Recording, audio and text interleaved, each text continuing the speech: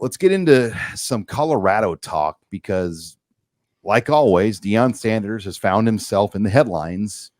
And this time it has the feeling the honeymoon is over at this point. And, when he's going at his own local media and he's sparring back and forth and taking on reporters over petty things. I mean, you're a highly paid public figure that's been in the spotlight your whole life. Why do you care what CBS.com wrote about you? Well, you might care if you're insecure. You might care if your August camp isn't going particularly well.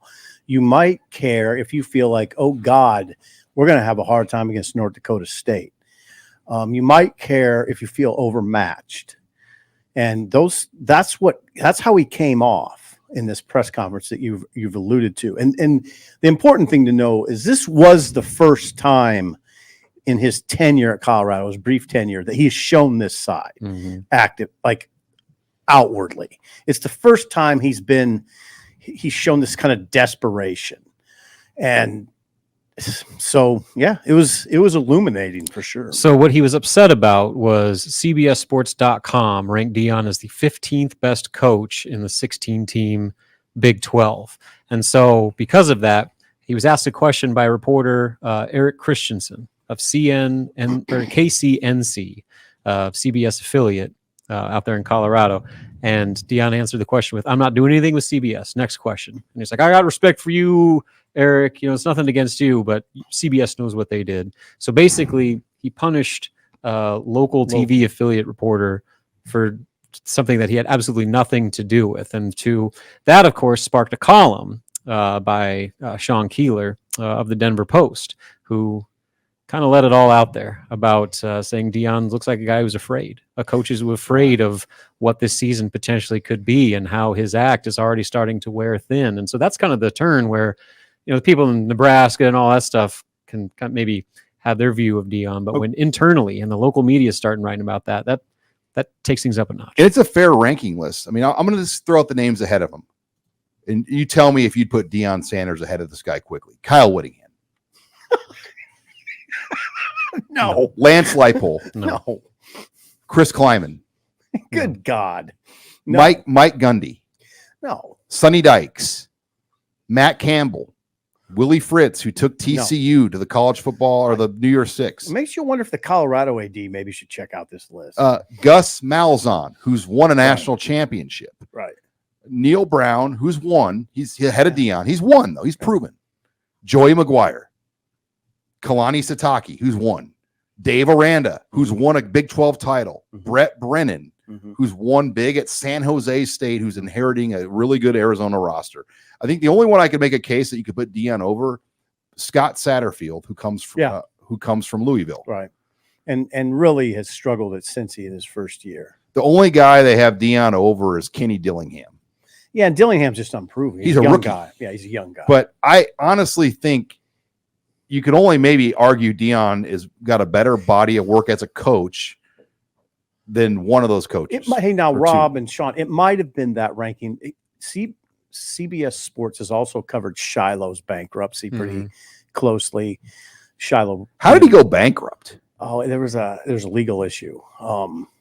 Tax? No, worse. So they covered that, and then there was even another article that it might have been the totality of their maybe coverage. that put it over the top for him for whatever reason.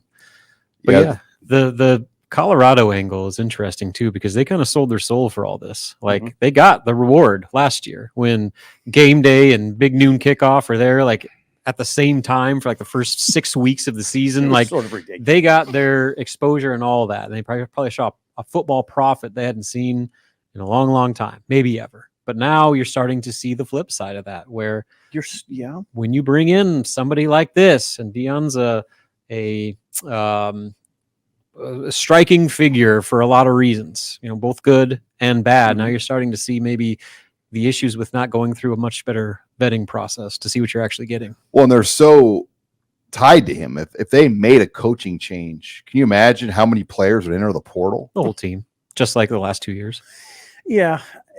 Could he get the last laugh? That's the thing you always got to keep in the back of your mind. If he wins and all of a sudden Right. The North Dakota State game, I'm as intrigued in that opener, and it's a Thursday night. North Dakota State's number 2 in the FCS poll. I couldn't agree more, Sean. That is like couldn't agree more. Must-watch TV. It's appointment TV. Fascinating on about 100. We considered sending SIP out there, actually. Yeah. We're not going to, but yeah, it was a thought on my mind. But I'll write off the TV, and it'll be easy because it'll be fascinating. It'll be a fascinating game. And the fact that North Dakota State's ranked second, I mean, it's possible that Deion's just setting everybody up too. Like, I'm going to look scared. I'm not scared, but I'm going to look scared. It doesn't seem like his makeup to make people think he's scared. That's kind of the antithesis of everything he's about. 100. Do you remember, though, like when we were leaving the stadium in Boulder, one of Deion's kind of handlers, muscle, one of his He's guys. got handlers. Like we overheard this because we were walking to the park, and Sean and I, yeah. he was dressing down I like was there too.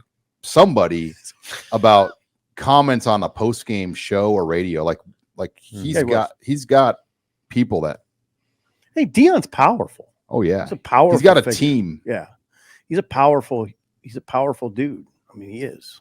Now, Keith Mann should make their media park a mile away though when they come here. Yeah, park in a city park. Hope you don't get towed. Make them park at Woods Park. Yeah, there you That's go. basically what we did. We parked like at No, Woods not Park that and walked to far. the stadium. Not that. Okay, not that far, but I would say we parked at like 27th and O and Okay, let me walked. think about that. 27th and O. That would have been like the equivalent. Rob, was it that long? It was over a mile. It felt. I mean, we were able to cut through the park. So Yeah, I you think might be right about that. Actually, now that I'm thinking about it, if you just walk right down, is it Vine? Yeah. It was far. Yeah, you walk right down Vine. You might. Yeah, that's about. just let him park over by Oak Lake. Figure it out. You're figuring out this step. Well, we illegally parked. We rolled the dice and parked in a city park. It's like, hey, we're at the park. We're parking at the park. Pulled up next to Kenny Wilhite. Yep. Remember that? It's Good happened, too. times.